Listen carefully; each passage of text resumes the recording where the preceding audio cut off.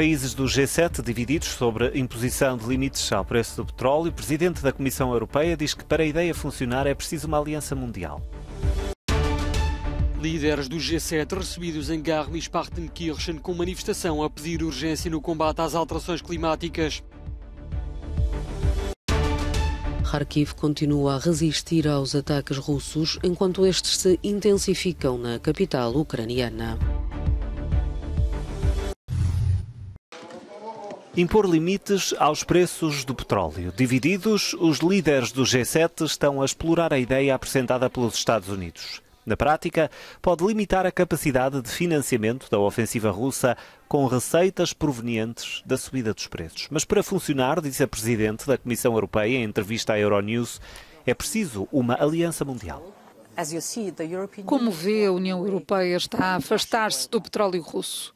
O que não deveria acontecer é Vladimir Putin usar esse petróleo, ir para o mercado mundial, os preços subirem e ele encher o baú para fazer a guerra.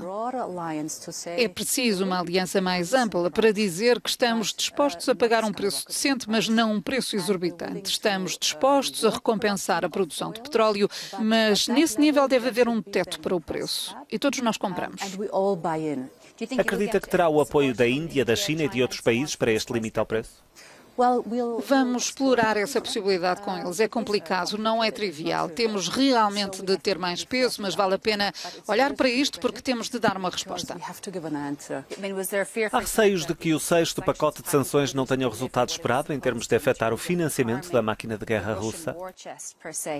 Não de todo, é o contrário. Percebemos que as sanções estão a castigar cada vez mais a economia russa. Se olharmos para os diferentes setores, percebemos que se estão a degradar de forma lenta, mas efetiva por causa dos controlos das exportações.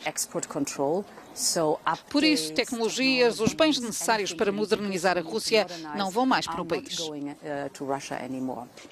Falando de segurança alimentar, há algum plano concreto sobre como lidar com o embargo da Rússia no Mar Negro, com o facto de os alimentos simplesmente não poderem sair e de o tempo estar a passar? O bloqueio da Rússia no Mar Negro é ultrajante. Estão a usar os alimentos para nos chantagear e isso é realmente atroz.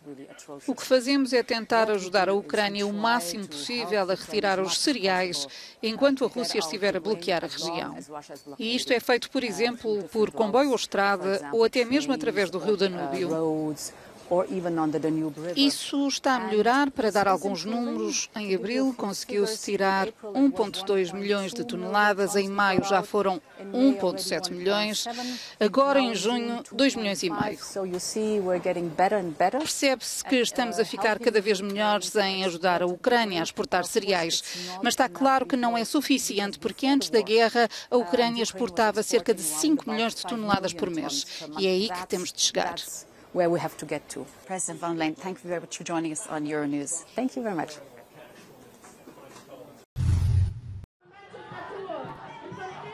Enquanto os líderes das principais economias mundiais se reuniam numa estância de luxo na Baviera, isolados do resto do mundo, a pouco mais de 10 quilómetros, cerca de 900 pessoas participavam numa manifestação para chamar a atenção para a necessidade de combater as alterações climáticas. Uma ação de luta motivada pela falta de confiança na classe política. Este homem diz esperar da cimeira apenas decisões que façam os pobres do mundo ainda mais pobres e que contribuam para aumentar a fome, uma vez que os interesses do crescimento económico são contrários aos interesses dos pobres e do ambiente. Wir wissen ja, dass das Wirtschaftswachstum eben gegen die Interessen der armen Leute und gegen die Umwelt sind. Os manifestantes tomaram conta de Garmisch-Partenkirchen, que durante a cimeira parece em grande parte uma cidade fantasma com ruas fechadas ao trânsito e vários residentes a optarem por deixar a cidade para evitar a confusão. Além dos manifestantes, a nova e temporária população local inclui cerca de 3.000 jornalistas destacados para a cimeira. Segurança também não falta, com cerca de 18.000 agentes de polícia mobilizados para o encontro do G7.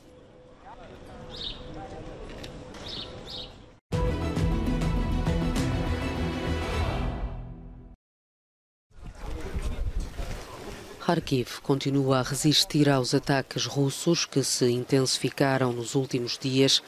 Foi mais uma noite de explosões que causaram danos generalizados e vários incêndios.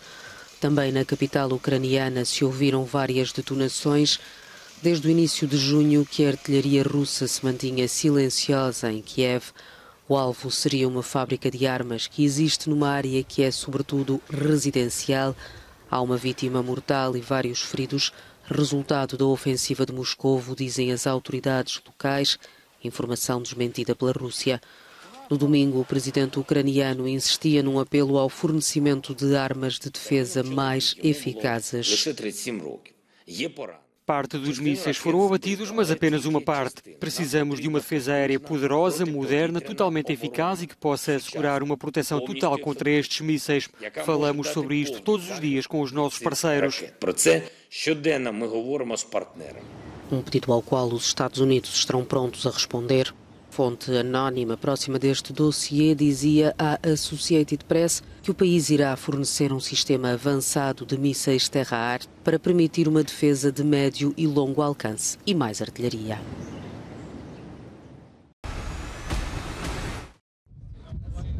Também está nas mãos dos jovens a proteção do planeta e, sobretudo, dos oceanos. Esta foi a principal mensagem do Fórum da Juventude e Inovação da Conferência dos Oceanos da ONU, que decorreu na Praia de Carcavelos, em Portugal.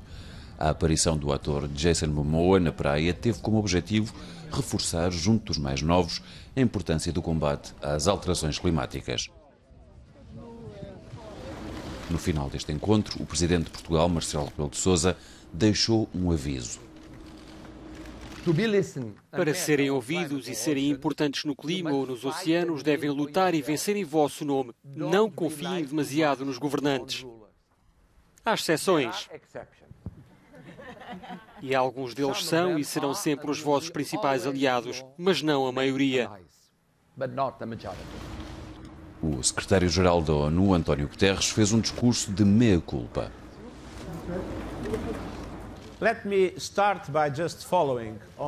Permitam-me que comece por pegar nas palavras do presidente português para pedir desculpa em nome da minha geração, à vossa, em relação ao estado dos oceanos, ao estado da biodiversidade e ao estado das alterações climáticas.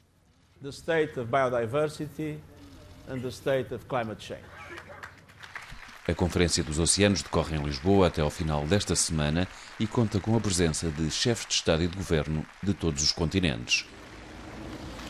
Sérgio Ferreira de Almeida, Euronews em Portugal.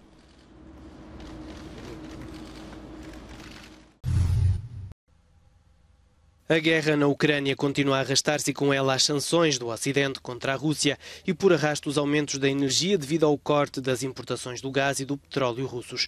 O preço da eletricidade na União Europeia tem vindo a aumentar nos últimos meses e não se prevê que estacione para breve, uma vez que 1/5 da eletricidade consumida no bloco é produzida com recurso ao gás. Em Itália, de acordo com a empresa de estudos de mercado Numisma, os aumentos previstos para 1 de julho, de 17% no preço da eletricidade e 27% por metro cúbico de gás, significam um custo anual para o bolso dos italianos de 656 €, a não ser que o governo intervenha.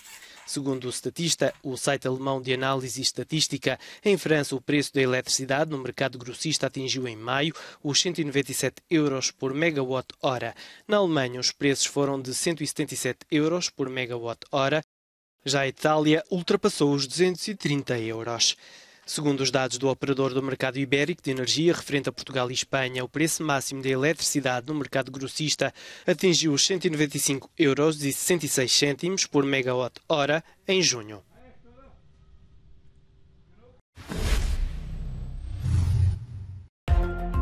A Rússia falhou o pagamento de dívida em moeda estrangeira pela primeira vez desde 1918, depois de o período de carência para pagar os juros devidos a 27 de maio ter expirado este domingo.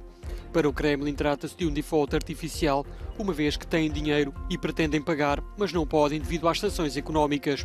As penalizações para o incumprimento são semelhantes às que já estão em vigor devido à guerra.